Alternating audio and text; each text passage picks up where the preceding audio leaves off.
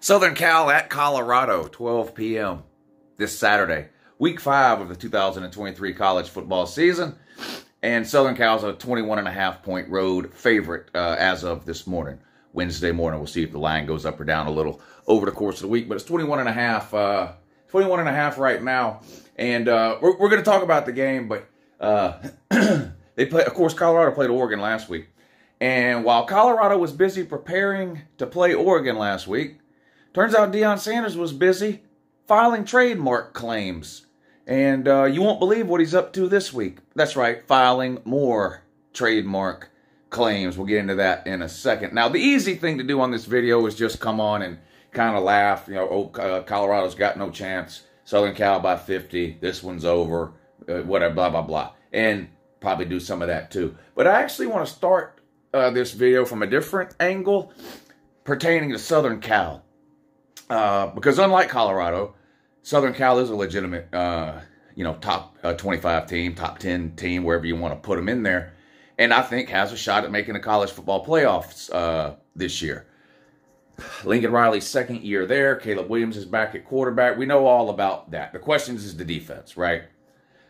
It's obvious that the defense has to improve from last year to this year. And with Lincoln Riley in particular, this has been an issue that predates Southern Cal going back to his time at Oklahoma, where he made the playoffs, I believe, 3 times, right? And never won a game. And his defense, every year he had a top 5 offense and a defense ranked in the hundreds. I do think Southern Cal's defense is better this season than it was last season. In fact, I think this might be the best defense Lincoln Riley's ever had. I think he's got right now in 2023. How much better is it than some of his previous disasters have been on the defensive side of the ball? That I still don't really know. I don't love that they gave up 28 points to Arizona State. And here's the thing, and I've already seen this comment made, not just by Southern Cal fans, but honestly by some other people too, that, well, such and such team gave up this many points to this team, and they ended up with a good defense or a great defense. The problem with Southern Cal is that it happens all the time, a lot. It's with a lot of these other teams that have good defenses, sort of, just think in your head, sort of the list in your head of teams in college football that consistently have good defenses. You can find games here or there where they gave up what most people would consider to be too many points to that particular opponent. That's going to happen over the course of a season, once, maybe even twice. Georgia giving up 21 to UAB last week, right? To me is unacceptable. But, Southern Cal does it time and time again over the course of a season. Usually. They got to go to Oregon. I think Oregon's going to score. Oregon. They got to go to Colorado. I think Colorado's going to score on them. I do think Colorado's going to score on Southern Cal. They did not score on Oregon. 6 points in garbage time in the second half after the game was already over. That hardly counts as scoring on Oregon. I do think Colorado can score on Southern Cal, though. Can they score at the pace against Southern Cal that Southern Cal is going to score against Colorado? No. Southern Cal's offense is unbelievable. I mean, that should not be a surprise. I've already mentioned it, but Lincoln Riley, every single year he's been a head coach, has had one of, and in some cases, the best offense in all of college football. And that's the case again in 2023. Caleb Williams is on another level, clearly, returning Heisman winner. They've got NFL wide receivers. That freshman branch on offense for Southern Cal is probably the most exciting player in college football. Marshawn Lloyd running the ball, a couple of other running backs back there too. They are loaded everywhere offensively. They are going to put up points on almost anybody they play. They're going to put up a lot of points on Southern Cal. So even though I do think Oregon will score in this game, they may get into the 20s in this game. I wouldn't be surprised at all if Oregon gets into if Colorado gets into the 20s in this game. But I legitimately think Southern Cal can score 50 or 60 points if that's the way they choose to play the game. They're favored by 21.5. I would lay the 21.5. Southern Cal was up on Stanford 49-0 at halftime. They ended up winning 56-10 or whatever it was. It was the same thing as last week with Oregon and Colorado. They quit trying after halftime. And you're up on somebody like in Oregon's case last week, 35-0 at halftime. Southern Cal over Stanford, 49-0 at halftime. You're not going out there in the second half and looking to score a whole bunch of points. You're looking to get out of there with no injuries at that point. So Southern Cal's got the ability to put up a lot of points in a short period of time, and Colorado's defense is just absolutely horrendous. It's terrible.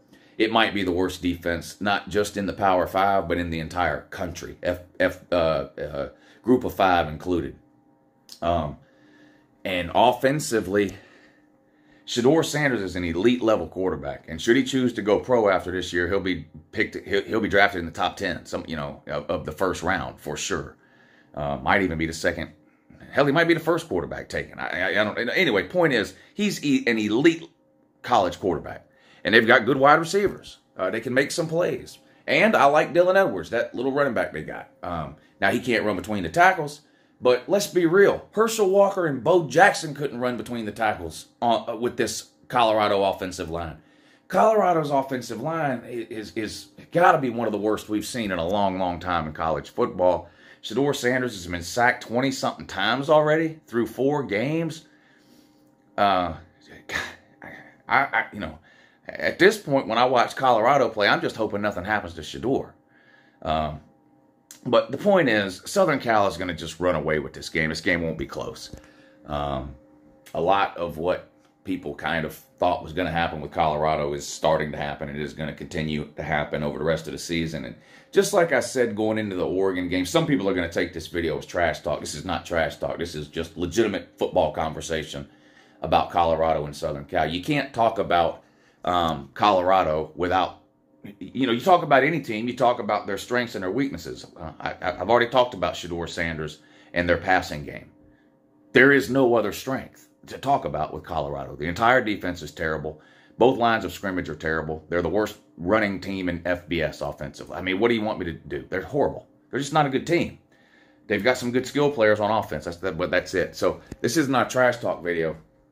But this came up last week about the Oregon and Travis Hunter not playing. Travis Hunter is an elite level player. No question about it. Again, a top 10 pick whenever he goes pro.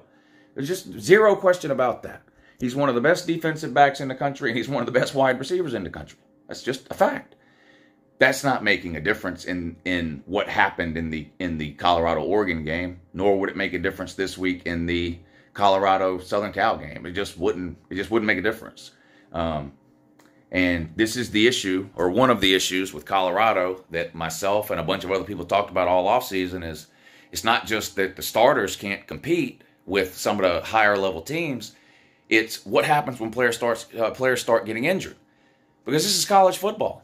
Injuries happen. It sucks. We all hate it, whether it happens to our team or somebody else's team. Nobody ever wants to see a player get injured. But this is football. I mean, injuries happen.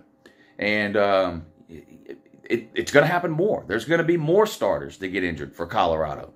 Again, that's not me wishing that to happen. But, look at Utah. Utah has been without 7-8 starters every single week this year.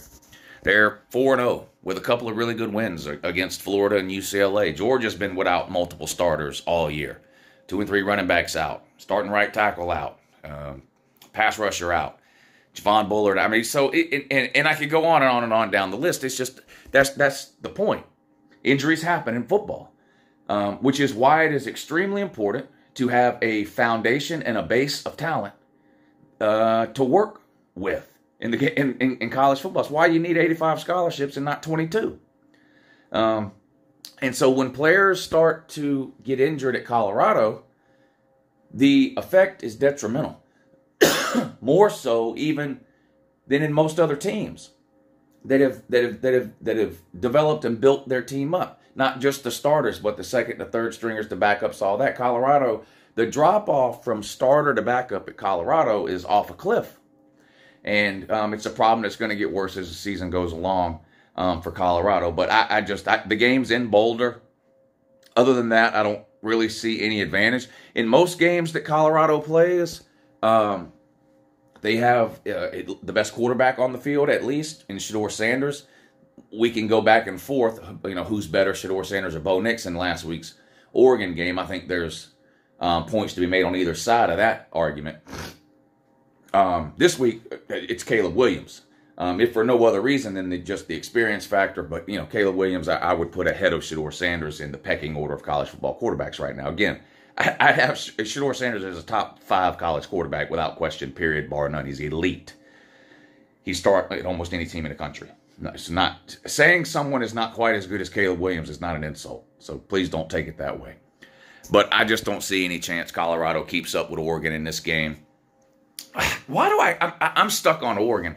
I don't see any way Colorado keeps up with Southern Cal in this game. I think it'll be sort of like a boat race situation similar to last week against Oregon. Other than the game being in Boulder, it's hard to find any real advantages for Colorado here. But now that we got the football stuff out of the way, can we talk about Coach Prime? Oh, am I gonna have to pay a licensing fee to say that?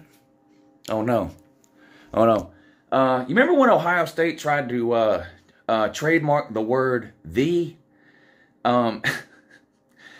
Now, nothing that Deion Sanders is trying to trademark is that dumb, I guess, as trying to just trademark the word "the." That's probably the dumbest trademark attempt in history that Ohio State tried to pull off, trademarking the word "the." I do find it, I don't know if funny is even the right word, I do find it interesting that during the season, last week in fact, while Colorado should have been busy preparing for a game at Oregon, Deion was busy on the phone with his trademark attorney applying for a bunch of trademarks for some of his, I guess, sayings or catchphrases or nicknames or whatever it is. They go out, they then get mollywopped by Oregon. They come back home, they start to prepare for Southern Cal, and what is Deion doing? Filing yet another round of trademark copyright. He and his lawyer. Here you go. I'll put it up on the screen and you can take a look at it.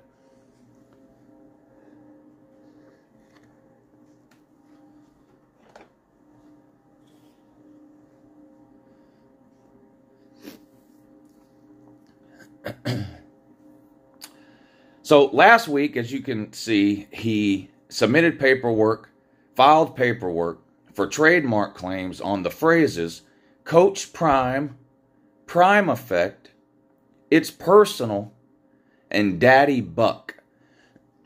Now, I know Coach Prime is like his nickname, so I get that one. Prime Effect, based on the fact that that's his nickname, I understand what that means. It's Personal, that of course, he has to make every game about himself. Deion Sanders does, if you notice that. He has to come up with some reason to get everyone riled up because the team they're playing has somehow disrespected him. Everything becomes personal. So I get that one. But Daddy Buck, I've never heard of that one. I'm sure that maybe that's something Deion has been saying. Maybe that's something people call Deion. That one I'm not sure on. So maybe somebody can let me know in the comments. But yeah, Daddy Buck. So that was last week while they were preparing for Oregon, a game they lost 42-6. Now, this week, while they're preparing for Southern Cal, he's filed more paperwork for the following phrases. Ain't nobody care. Okay. F around and find out. Now, millions of people have been saying this for years. I'm not sure how he's going to trademark that.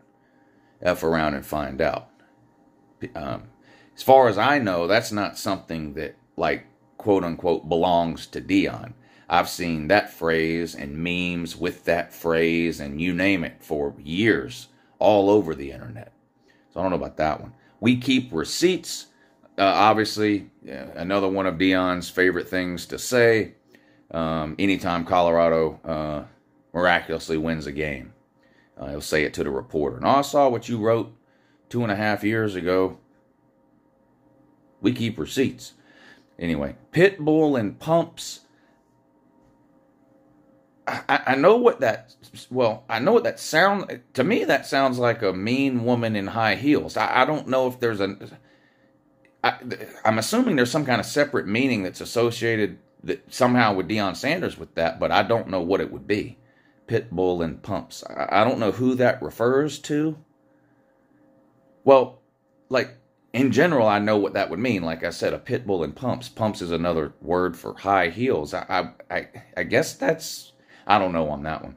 And then the last one, working or twerking. Now, my immediate question there would be, what's the difference? I've seen plenty of people twerk, and